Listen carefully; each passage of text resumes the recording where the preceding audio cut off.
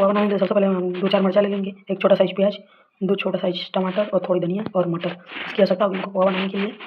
उसके बाद हम इनको इनकी मूड़ी काट के इसमें डाल देंगे। मूड़ी काटने के बाद एक चक्कू और प्लेट की ज़रूरत है। यहाँ पर देखिए हम मिर्च डाल दिए और प्याज इनको अच्छे से फ्राई करेंगे पहले। उसके बाद हम डालेंगे ये टमाटर और फिर धनिया और यहाँ पे हमारा है मटर और डाल के अच्छे से फ्राई करेंगे। ये हमारा पोहा बन के देखिए इसमें सूखा पोहा बनेगा, देखने लायक मस्त पोहा बनेगा।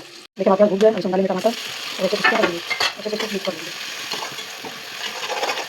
ये हमारा टमाटर भी फ्राई हो चुका है। अब इसमें हम डालेंगे ये मटर, टमाटर को फ्राई कर लेंगे हम मिक्स करके। इसको 5 मिनट के लिए हम लोग ढक देंगे ताकि अच्छे से फ्राई हो जाए। थोड़ा सा फ्राई हो गया है, इसमें कम से नमक डालेंगे। आपको जितनी नमक खाते हैं उतना डाल सकते हैं। उसके बाद हम डालेंगे हल्दी, आपके पास हल्दी है हम इतना डालेंगे हल्दी। उसके बाद आप मीठा खाते तो आप चीनी डाल सकते हैं, हम मीठा खाते तो चीनी डालेंगे, 1 कप स्पून चीनी डालेंगे। उसके बाद इसको अच्छे से मिक्स कर लेंगे और इसको फिर 5 मिनट के लिए ढक देंगे ताकि अच्छे से ये भुन जाए। उसके बाद हमने यहाँ पे चूरा ले लिया है, बटर हमारा अच्छे से पक चुका है, इसमें डालेंगे चूरा, फिर इसको मिक्स कर लेंगे। पोहा रेडी, इसको अच्छे से मिक्स कर लेंगे। ये हमारा पोहा बन के रेडी एकदम मस्त। इसमें डाल देंगे धनिया पत्ता और वीडियो पसंद है तो वीडियो को लाइक और शेयर करना मत भूलिएगा।